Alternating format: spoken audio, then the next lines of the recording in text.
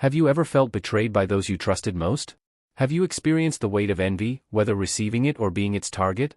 The story of Joseph is more than just a biblical account. It's a reflection of the human struggle against life's challenges, the pain of betrayal, and the heavy burden of envy.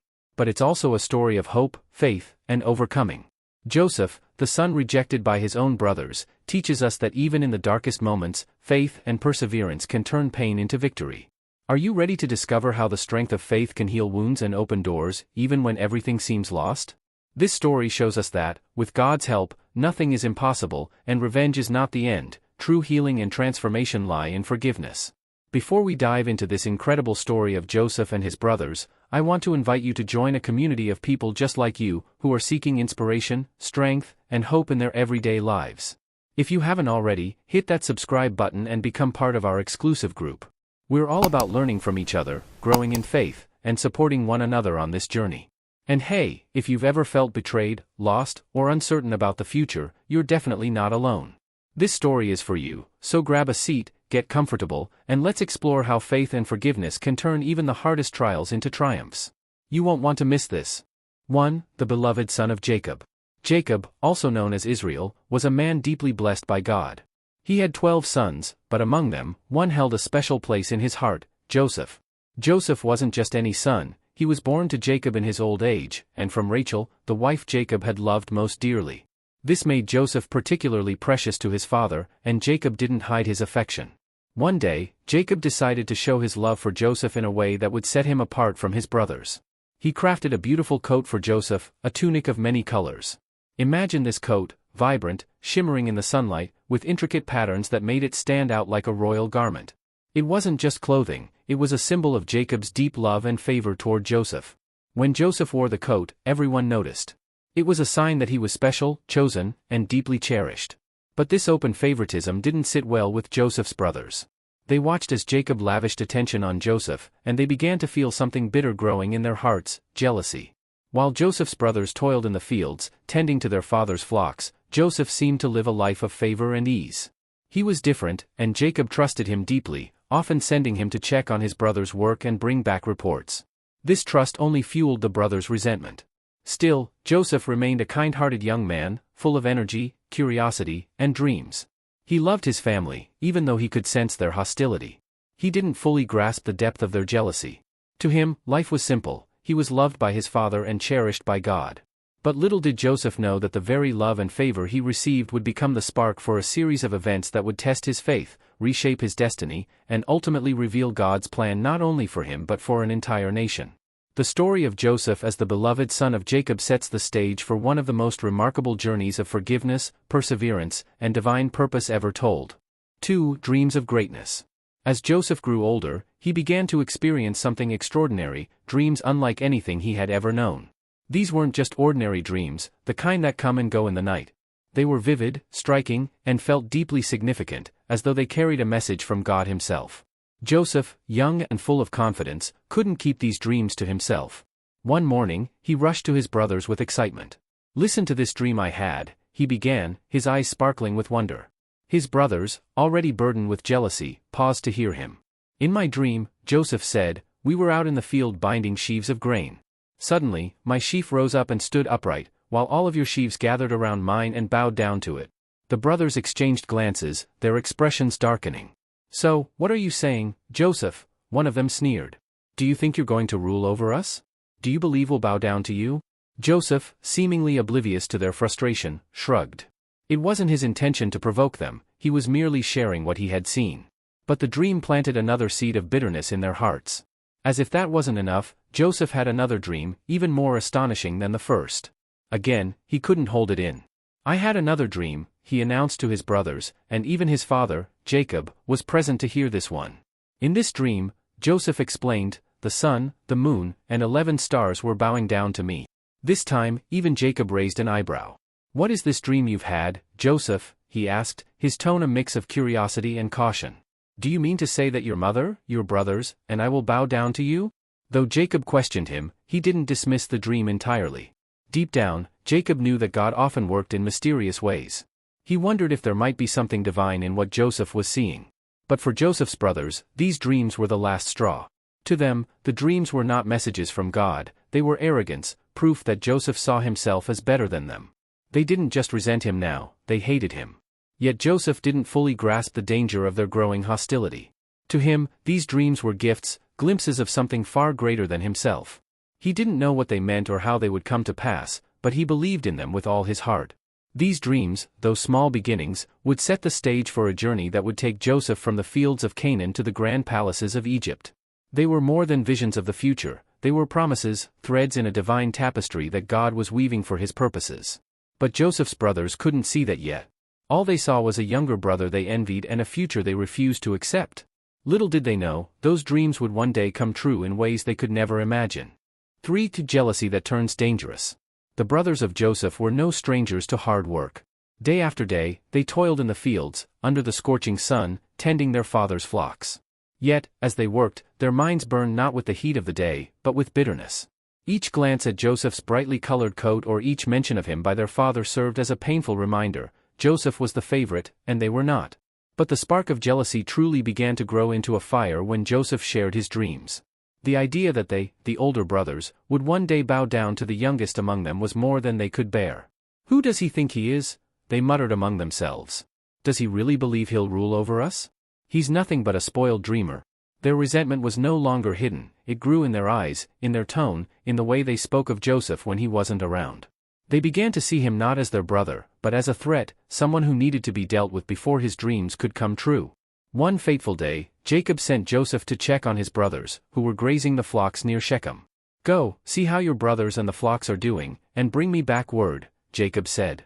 With his father's trust and wearing his colorful coat, Joseph set out, unaware of what awaited him. As he approached the brothers in the distance, they saw him coming. The coat, glowing in the sunlight, was unmistakable. "Look," one of them said, his voice dripping with contempt.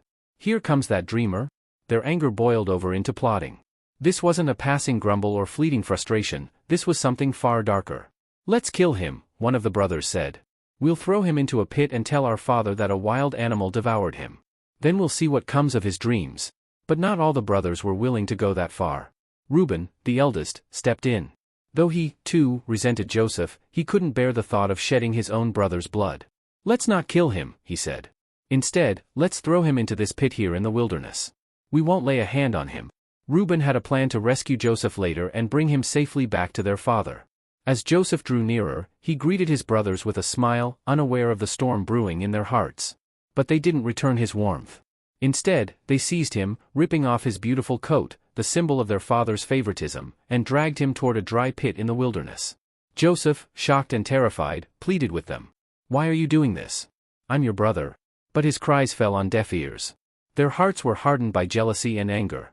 As Joseph lay at the bottom of the pit, his brothers sat nearby, eating their meal as though nothing had happened.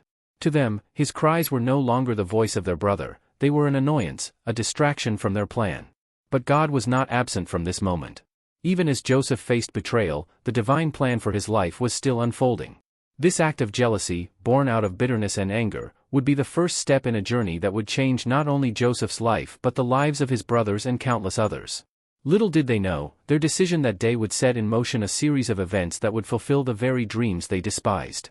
For now, though, their jealousy had turned dangerous, and Joseph's life would never be the same.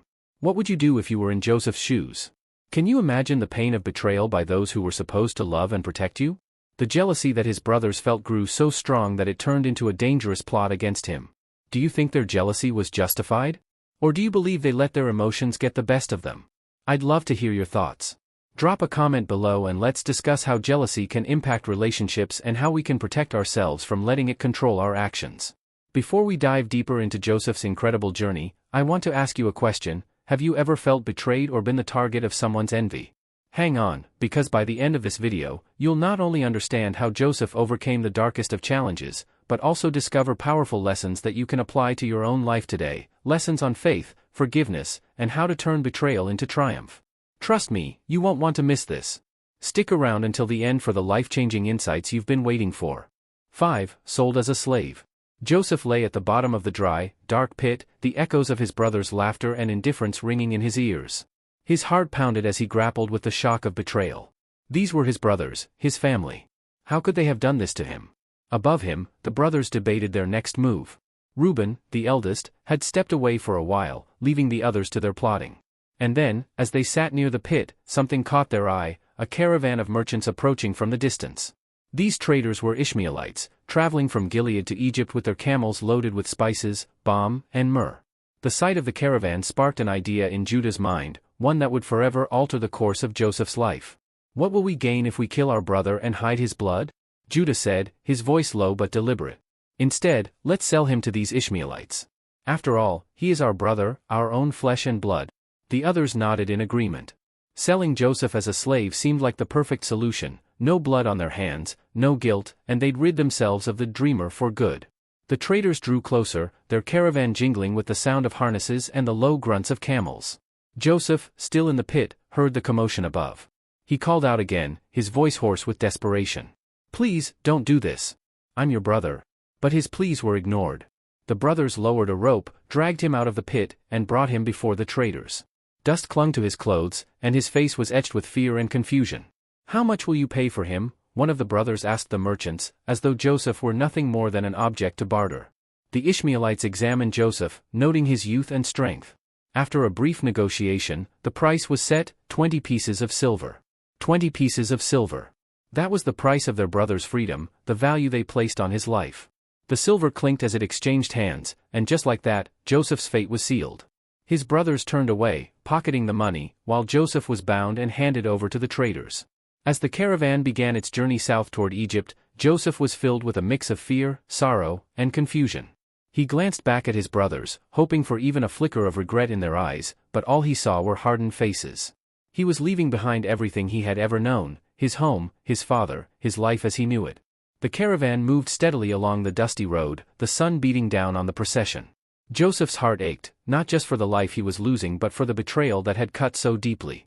How could his own brothers sell him into slavery? But even in that moment of despair, Joseph clung to the faint hope that God had not abandoned him. Though he couldn't see it yet, this was just the beginning of a remarkable journey. The God who had given him dreams of greatness was still with him, and those dreams, though now seemingly shattered, were part of a much greater plan. As the caravan disappeared over the horizon, Joseph's brothers breathed a sigh of relief. They thought they had rid themselves of him forever, never realizing that God's hand was at work, orchestrating events that would one day turn their actions into a story of redemption, forgiveness, and purpose. 6. The arrival in Egypt. The journey to Egypt was long and arduous. The caravan of Ishmaelite traders pressed on through the hot, sandy paths, with camels laden with their valuable goods, spices, myrrh, and balm. Among their cargo was Joseph, bound and weary, his heart heavy with grief and uncertainty. Each step he took was a step further away from his home, his father, and the life he once knew. As they neared Egypt, the landscape began to change. The vast desert gave way to signs of civilization: fields of grain, bustling marketplaces, and towering structures that hinted at the grandeur of the land. To Joseph, it was overwhelming. This was a world unlike anything he had seen in Canaan. The people spoke a different language, their clothing and customs were foreign, and the air was thick with the hum of activity. Joseph, though frightened, couldn't help but marvel at the splendor of Egypt. Massive statues stood as silent sentinels, guarding the gates of cities. The Nile River stretched out like a lifeline, its waters teeming with boats carrying goods and people. Yet for Joseph, this magnificent land was not a place of wonder, it was a place of captivity. Upon reaching the bustling slave market, Joseph's fate took another turn. The traders led him to a crowded square where slaves were displayed and sold like livestock. The air buzzed with the cries of merchants, the clinking of coins, and the murmurs of potential buyers. Joseph stood among the other slaves, his wrists bound, his heart pounding. The traders began calling out details about Joseph, highlighting his youth, strength, and potential. A hard-working young man. Perfect for any task. "Who will make an offer?" they shouted. Among the crowd was Potiphar, a high-ranking official in Pharaoh's court, the captain of the guard. Dressed in fine robes and exuding authority, he surveyed the market with a keen eye. When his gaze fell upon Joseph, he saw potential, a slave who could be of great use in his household. After brief negotiations, Potiphar paid the price for Joseph and took him into his service. Once again, Joseph found himself sold, his life completely out of his control. As he followed Potiphar's servants to his new home, the weight of his situation pressed heavily on him. In Potiphar's household, Joseph faced an entirely new reality. He was no longer the favored son with a colorful coat, he was a servant in a foreign land. Yet, even in this dark moment, Joseph chose to hold on to something greater than his fear, his faith in God. He didn't understand why he had been taken from his family or why he had been sold into slavery, but he believed that God was with him. Somewhere deep inside, he trusted that his life was part of a greater plan, even if he couldn't see it yet.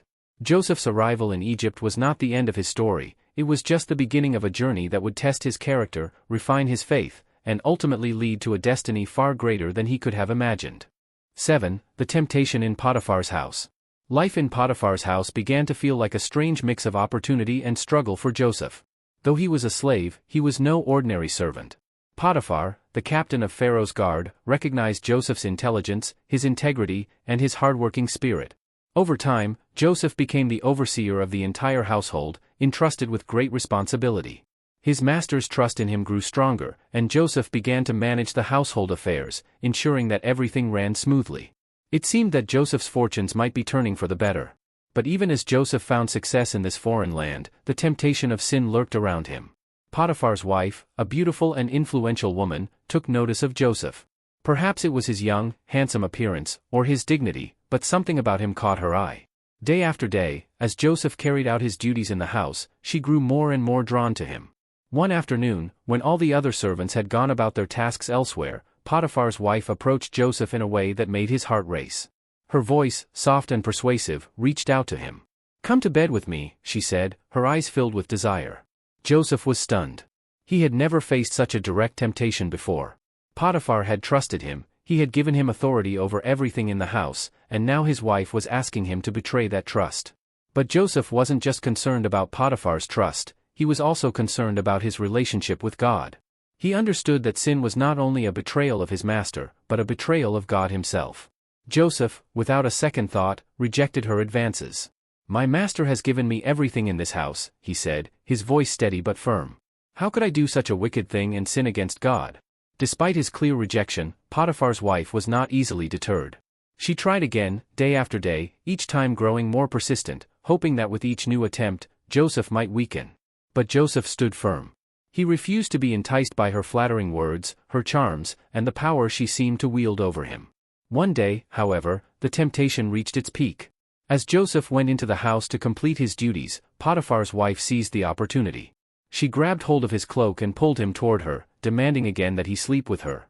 But Joseph, knowing that this was the moment of greatest temptation, didn't hesitate. He tore himself free from her grip, leaving his cloak behind, and fled from the house. In his rush to escape, Joseph's heart pounded, not from fear of Potiphar, but from his determination to honor God and remain pure. He knew that running from temptation was his only option, he couldn't risk allowing sin to take root in his heart. But Potiphar's wife, furious at being rejected, did not let the matter go. When her husband returned home, she lied to him, twisting the truth of what had happened. "That Hebrew slave you brought into our house," she said with anger, "tried to make a fool of me. He came in here to assault me, and when I screamed, he ran away, leaving his cloak behind." Potiphar was enraged by the accusation. Though he had trusted Joseph, he was forced to respond. His wife's word seemed to be final, and the false accusation led to a decision that would change Joseph's life once again. Joseph was thrown into prison, a place far removed from the comforts of Potiphar's house. Yet, in the deepest moment of his despair, when it seemed as though he had lost everything, Joseph remained steadfast. He had made the right choice, and though his circumstances were now darker than ever, he knew in his heart that God had seen his faithfulness. Joseph's story of temptation in Potiphar's house is one of unwavering integrity and trust in God, even in the face of false accusations and harsh consequences. It teaches us the importance of standing firm against temptation, of holding fast to our convictions, and of trusting that God will honor our choices, even when we face difficulties as a result. 9. Interpreting dreams in prison. Joseph's life had taken yet another dramatic turn. From the heights of his position in Potiphar's house to the depths of an Egyptian prison, his world had collapsed. But even in the darkest of circumstances, Joseph held on to his faith. He trusted that God was with him, and that his plans were greater than any misfortune he could face. Inside the prison, Joseph was not left to wallow in despair. Rather, he became known for his character and his wisdom. God's favor still rested on him, and even in chains, he was able to gain the trust of the prison warden. The warden saw in Joseph a man who, despite his hardships, remained honorable and hardworking. Before long, Joseph was put in charge of the other prisoners, managing the day-to-day affairs of the prison, ensuring that everything ran smoothly. One day, 2 new prisoners were brought in, both high-ranking officials who had fallen out of favor with Pharaoh.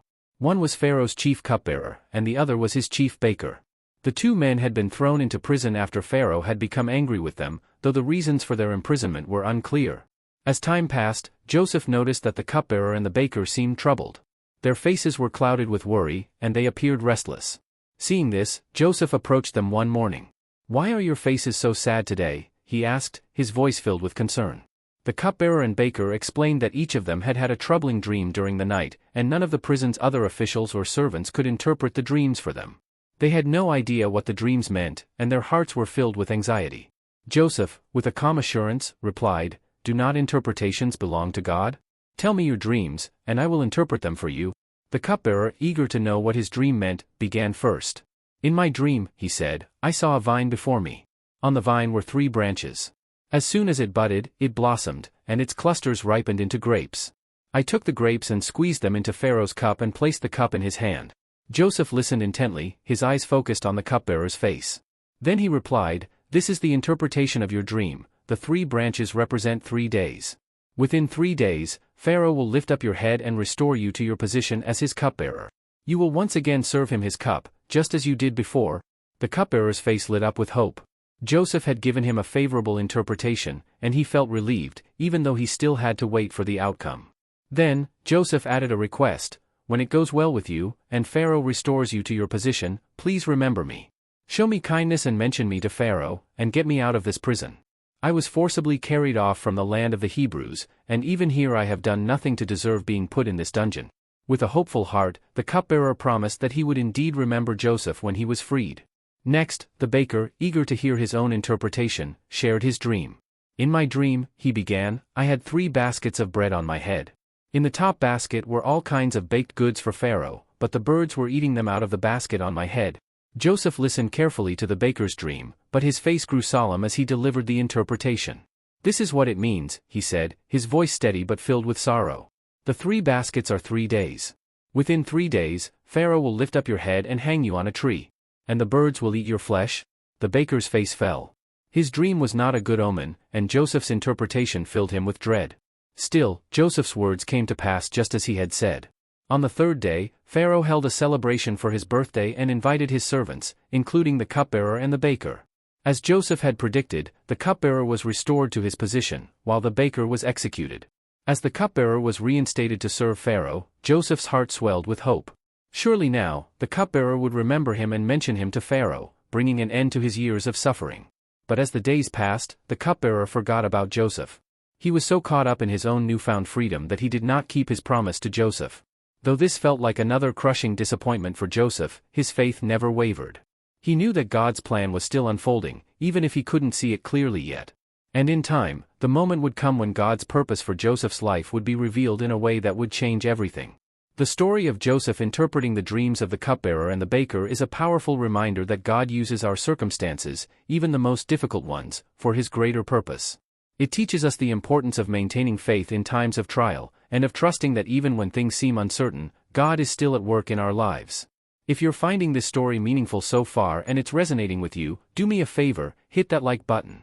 Your support helps spread these powerful lessons to more people who need to hear them. Plus, it helps us keep bringing you valuable insights that can truly make a difference in your life. So, if this story is touching your heart, go ahead and give it a thumbs up. It only takes a second, and it's a small way to show that this content is useful and impactful. 10. The opportunity before Pharaoh. Joseph had spent years in an Egyptian prison, enduring hardships that seemed unending. Yet through all the pain, disappointment, and betrayal, he had maintained his faith and his integrity.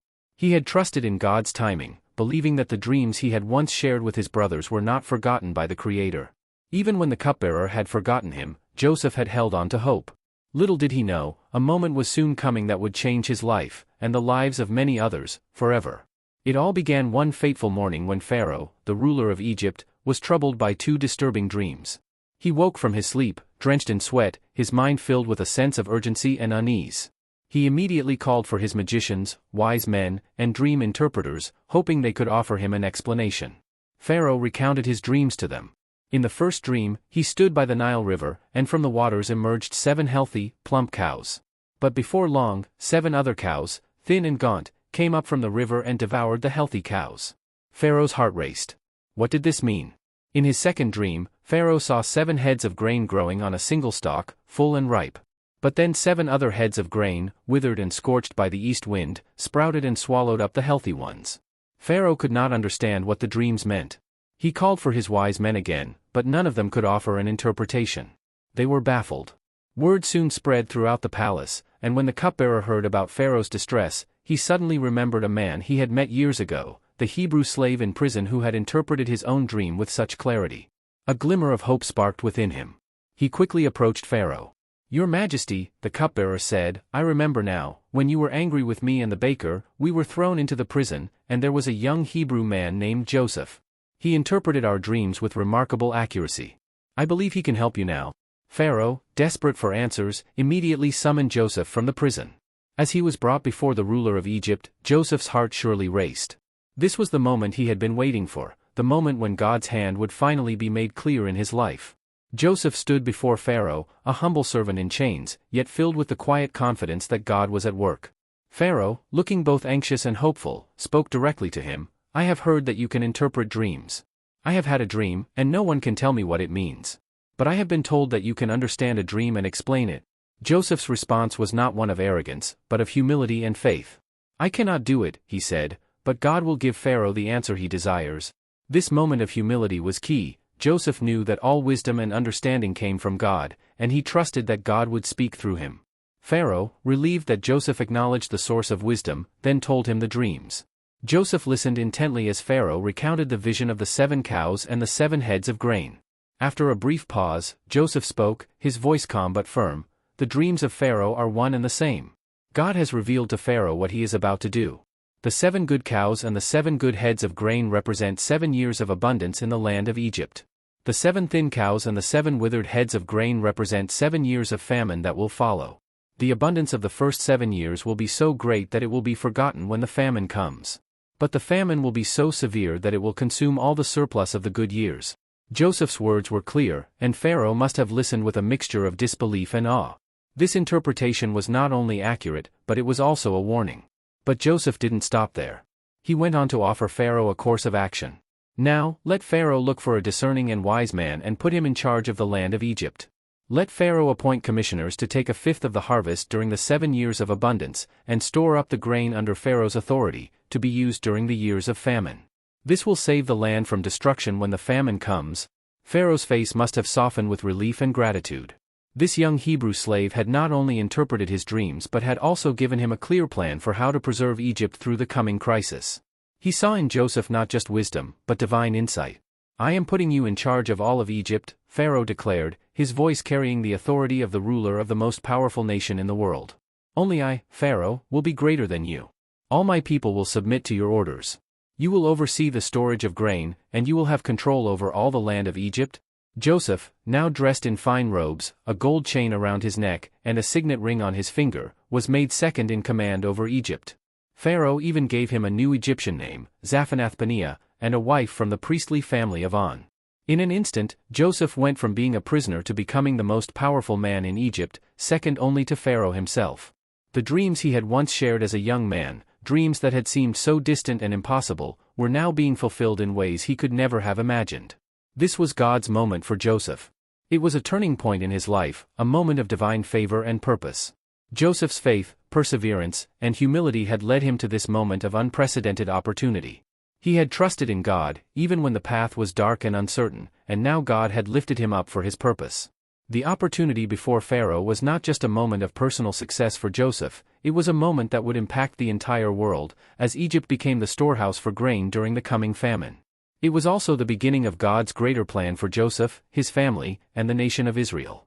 As Joseph stood before Pharaoh, the weight of his journey, from the pit to the palace, became clear. God had never left him. He had been with him every step of the way, guiding him, shaping him, and preparing him for this very moment. 12. The encounter with his brothers. The years had passed, and Joseph, now a man of power and influence in Egypt, had seen many changes in his life. The abundance he had predicted had come, followed by the 7 years of famine that he had warned Pharaoh about. Egypt had stored vast amounts of grain, and now, with famine spreading across the region, people from many lands were coming to Egypt seeking food. One day, as Joseph sat at his post overseeing the distribution of grain, a group of men approached his office. They were dressed in the worn, dusty clothes of travelers, their faces lined with exhaustion. As they drew closer, Joseph's heart skipped a beat. He looked more carefully at them. There, standing before him, were his brothers, the same ones who had thrown him into the pit all those years ago, the ones who had sold him into slavery, the ones who had caused him so much pain. He recognized them immediately, though they did not recognize him. The years had changed him, and his Egyptian attire, his fine appearance, and his new role in Pharaoh's court made him look nothing like the young Hebrew they had once known. But Joseph, with his sharp memory and his deep connection to the past, could not forget their faces, even after so many years. His brothers, not recognizing the man they were speaking to, bowed down before him, just as Joseph's dreams had foretold. They had come to buy grain, for the famine had gripped their land of Canaan, and they were desperate. They had no idea that the very man they were bowing before was the brother they had betrayed. Joseph's heart was heavy with emotion. A flood of memories came rushing back, the pain of being sold, the isolation he had felt in that foreign land, the years of hardship. But he controlled his emotions, hiding his true identity behind the authority and power of his new role. Instead of immediately revealing himself, Joseph decided to test his brothers. He wanted to see if they had changed. He wanted to know if they still harbored the same cruelty in their hearts, or if they had grown wiser and more compassionate over time. Speaking harshly to them, Joseph asked, "Where do you come from?" His voice was firm and authoritative, the voice of the Egyptian governor. The brothers, startled by his harsh tone, replied, "We are from the land of Canaan. We have come to buy food." Joseph observed them closely. "You are spies," he accused, his voice cold. "You have come to see where our land is vulnerable?" The brothers were caught off guard. They began to plead with him, insisting that they were honest men, not spies. They explained that they were the sons of one man, and that their family was suffering from the famine. They had come to buy grain, nothing more. Joseph knew they were telling the truth, but he was testing them. "How can I know you are telling the truth?" he asked, his eyes narrowing. "One of you must stay here while the rest return to your land. Bring back your youngest brother, the one you claim is still alive." The brothers were shocked. How could they possibly bring their youngest brother, Benjamin, to Egypt? They had already lost one son of Rachel, their mother, and now Joseph wanted them to bring Benjamin? It seemed impossible, but Joseph's demand was clear, and they had no choice but to agree. The brothers left Egypt, their hearts heavy with the weight of their decision. But as they traveled back home, they began to reflect on their actions, and a deep sense of guilt began to rise within them. They were not the same men who had sold Joseph into slavery. They had changed, life and time had softened their hearts, and they were now burdened by the memory of what they had done to their brother. Reuben, the eldest of the brothers, spoke up.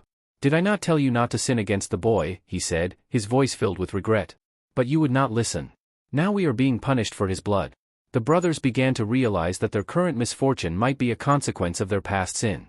They had never truly repented for what they had done to Joseph, and now they were facing the consequences of their actions.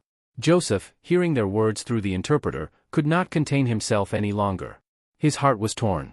He had to leave the room to compose himself, for the sight of his brothers, and the realization that they were feeling remorse, was too much for him to bear. Joseph wept, alone in the chamber. The years of suffering and separation, the years of longing for his family, all seemed to come crashing down on him at that moment. He had risen to a position of power, but his heart still ached for his father and brothers. They were his flesh and blood, and now, after all these years, they had returned to him, not with arrogance or hatred, but with humility and regret. After composing himself, Joseph returned to the room and gave orders to fill their sacks with grain and secretly return the silver they had brought to buy the food. He wanted to give them a taste of what it felt like to be forgiven, but he also needed to understand their hearts fully before he revealed himself. Would they truly be able to face the consequences of their past actions? Or would they continue to be the men they once were? The brothers returned to their father in Canaan, bringing grain and telling him what had transpired in Egypt. Jacob, their father, was stunned. But there was more. When they opened their sacks of grain, they discovered the silver they had brought to buy the food was returned in each sack. Their hearts sank with fear. Why would the governor of Egypt do such a thing? What would happen now? Despite the fear and confusion, Jacob sent them back to Egypt to buy more grain. But this time, he insisted that Benjamin, his youngest son, must come along. He feared for Benjamin's safety but knew that they could not survive the famine without more grain. And so, the stage was set for the next encounter, where Joseph would finally reveal his true identity to his brothers. Would they still reject him as they had before? Or would they embrace him, acknowledging the power of forgiveness and the restoration of their family? The drama of Joseph's encounter with his brothers was not merely a reunion. It was a powerful moment of reconciliation, one that would forever change the course of their lives and the history of the people of Israel. Joseph's test had revealed the transformation of his brothers' hearts, but the full story was still unfolding. The journey of forgiveness, redemption, and restoration had only just begun. 14. The Great Reunion. Years passed, and the famine continued to devastate the land. Joseph's brothers had made 2 trips to Egypt, and now, they had returned with their youngest brother, Benjamin, as proof of their honesty. Jacob, their father, had reluctantly allowed Benjamin to go, knowing they needed food to survive. When Joseph saw them again, his heart stirred, but he remained hidden behind his Egyptian persona. His brothers, unable to recognize him, bowed down as they had in his dream. Joseph felt a mix of emotions, anger, pain, but also love. It was time to confront them. He accused them of being spies, testing their sincerity. They explained their situation, but Joseph insisted on seeing their youngest brother. The brothers agreed, though they feared for Benjamin's safety. After all, they had already lost Joseph and could not bear to lose another. Joseph, moved by their remorse and change of heart, could no longer keep his identity hidden. He sent his servants away and, with tears in his eyes, declared, "I am Joseph, your brother, whom you sold into Egypt?" For a moment, his brothers stood in stunned silence. They couldn't believe what they were hearing. The brother they thought was dead was standing before them, alive. Joseph reassured them, saying, "Don't be afraid. It was not you who sent me here, but God. He sent me ahead to save lives during this famine." He embraced them, forgiving them for their past wrongs. Joseph understood that all that had happened, his suffering, his rise to power, was part of God's plan to preserve not just his family, but many others. Joseph instructed his brothers to return to Canaan, bring their father, and settle in Egypt, where he would provide for them during the remaining years of famine. Jacob, upon hearing the news, could hardly believe it. But when he saw the gifts Joseph had sent, he was convinced. He immediately prepared to go to Egypt. The long-awaited reunion between Jacob and Joseph was filled with joy and tears. Jacob, now old, embraced his son, and the family was restored. The years of loss were replaced with a future full of promise, and the reconciliation was a testament to God's faithfulness and the power of forgiveness. 15. The Lessons of Faith, Forgiveness, and Purpose. The story of Joseph and his brothers is much more than a tale of personal betrayal, survival, and eventual reunion. It is a profound journey of faith, forgiveness, and understanding God's greater purpose in our lives. Through Joseph's life, we can learn essential lessons that resonate deeply, even today. Joseph's story teaches us about faith, especially when circumstances seem dire. From the moment Joseph was sold into slavery by his own brothers, his life took a sharp and painful turn. He was far from home, in a foreign land, stripped of everything familiar, and yet, throughout it all, Joseph held on to his faith. He believed that God had a purpose for him, even when everything seemed to be falling apart.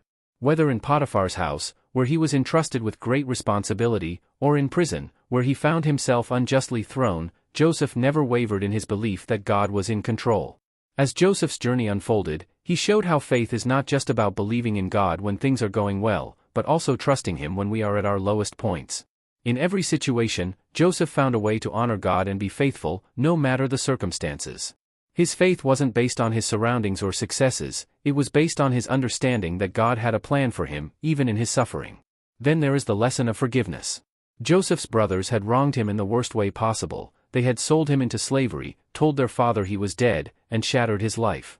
Yet, when they stood before him years later, Joseph did not seek revenge. Instead, he forgave them. His words were full of grace and mercy. "It was not you who sent me here, but God." Joseph understood that God had used even their betrayal to set him on a path that would ultimately save not only his family but an entire nation from famine. His forgiveness wasn't just about letting go of past hurts, it was about recognizing that God's plan was bigger than their actions and that through forgiveness, God could bring healing and restoration. Finally, the story of Joseph teaches us about the purpose of our lives, even in the midst of hardship. Joseph's suffering was not in vain. His rise to power in Egypt allowed him to save countless lives during the famine. What seemed like a series of unfortunate events were actually divine steps leading to the fulfillment of God's greater purpose. Joseph's life reminds us that nothing in our lives is accidental. Every trial, every hardship, and every moment of suffering can be used by God for a greater purpose, even when we don't fully understand it at the time. Through Joseph's faith, forgiveness, and understanding of God's purpose, we are reminded that God is always at work, even in the most difficult times. He can turn what was meant for harm into something good. Joseph's story is not just a historical account, it's a testimony of God's faithfulness and his ability to bring redemption, healing, and purpose to our lives, no matter what we face. I'd love to hear your thoughts on this powerful story. How do you think jealousy has shaped your relationships or decisions in the past? Do you believe it's possible to overcome those negative emotions and turn them into something positive, like Joseph did? Share your thoughts in the comments below, and let's start a conversation about the impact of envy, forgiveness, and growth in our lives. Your perspective could help someone else on their journey too. And so, we come to the end of the story of Joseph and his brothers, a journey of pain, forgiveness, and triumph. Along the way, you might have connected with Joseph's suffering or with the difficult choices he had to make. The big lesson we can take from all of this is that, no matter how hard it gets, faith and perseverance will always help us overcome the darkest times in life. Joseph, who faced so many trials, never lost his faith in God, and it was that faith that led him to victory. He teaches us that forgiveness doesn't just free the other person, it frees us, too, allowing us to move forward with lighter hearts and peace of mind. So, if you're going through hard times, if someone has betrayed you, or if envy is trying to take over your heart, remember this: just like Joseph, you too can overcome it all with faith, perseverance, and, above all, forgiveness. Joseph's story reminds us that God has a purpose for each of us, and in the end, it will all make sense. Let us learn to trust more in God and see every challenge as an opportunity for growth. What seemed impossible for Joseph turned into a great blessing for him and his entire family. And the best part is, that same blessing is within our reach. Trust, persevere, forgive, and like Joseph, you too will see victory unfold. If you've made it this far and found these lessons valuable, I want to personally invite you to join our exclusive community.